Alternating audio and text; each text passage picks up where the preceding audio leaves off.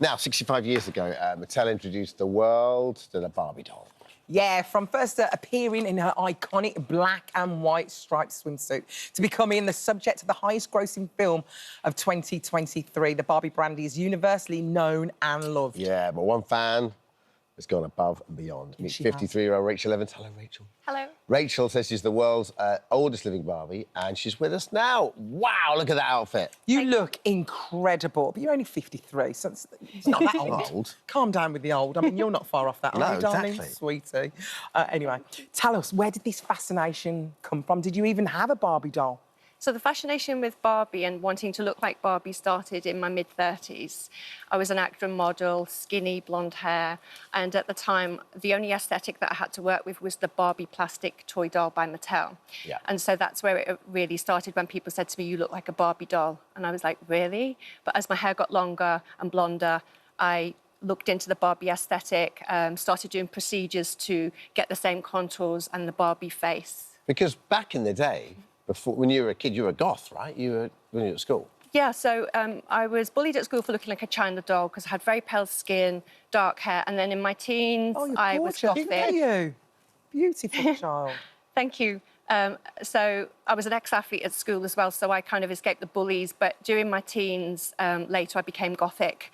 So I dyed my hair blue-black. Yeah. I experimented with style like a lot of late teens and early 20s people do. And then I had a tomboy phase where I dressed in men's suits because I was kind of going through these like fashion phases. But yeah, it was 35 when I started the quest to look like Barbie. It's quite old to start, isn't it? 35 to look like suppose Barbie. 'Cause you so. think, but mostly there'll be a childhood thing. Do you think it was maybe people telling you that you look like Barbie, and was it a bit of a buzz? Yeah.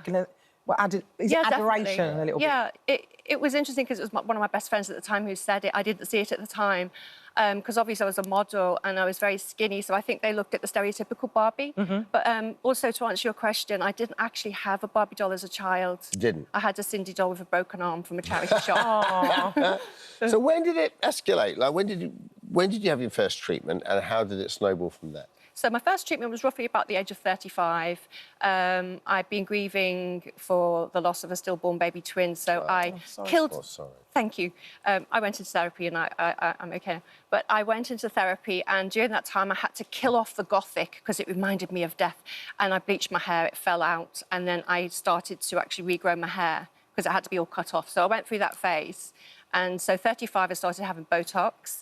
And then the more procedures I had to iron out the wrinkles and lines on my face, the more I was pursuing the Barbie facial, plastic, fantastic, wrinkle-free look. Yeah. And it went into You'll do one thing, and then it shows up something. Like you do decorating in your house, you go, you know what, I could do that room now. Yes. I suppose it's the same with having Botox. Exactly. You're like, oh, I could do that wrinkle, that one. Yeah, exactly. It's quite addictive, isn't it? It's addictive, and I was admittedly, you know, I'm going to be doing this till I'm 80, plastic, fantastic, but I carried it through my 30s to 40s. Yeah.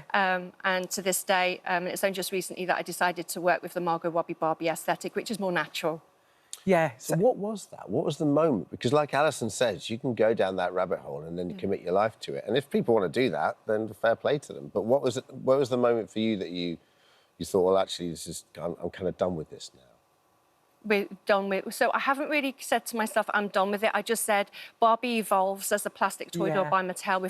It's inclusive. Barbie's inclusive of all body shapes, skin tones, makeup looks, fashions, heights. I mean the plastic stuff. So for me, the plastic look wasn't a day where I said, I'm done with it. I just evolve, and it was like, OK, I'm going to move with the times now, which is a more natural aesthetic, because I wanted to look more like Margot Robbie Barbie, because my best friend, who's my real-life Ken, he's my best friend, he said, your lips are too big, your cheeks are overfilled. And I'm like, no, they're not. But then one day I thought, let me just look at this. And so I've not had a lot of procedures, and I'm getting thin lips, less pillow cheeks, and hopefully promote a better message in the media to help women say, you don't have to plump up your lips and get, you know, overly filled and have the plumped cheeks. A natural look is often better. But do you not think you look beautiful. Those are choices from people. Like, if you hadn't had that kind of moment of of realisation for you, we probably wouldn't be sat here, we probably wouldn't be having that conversation. I mean, it's not the aesthetic that I particularly like, but it's not, you know, but I'd never judge anyone else for doing it to themselves. I think I went too far, though, and I've not really spoken about it before, but my mum died of cancer several years ago, then my twin sister committed suicide.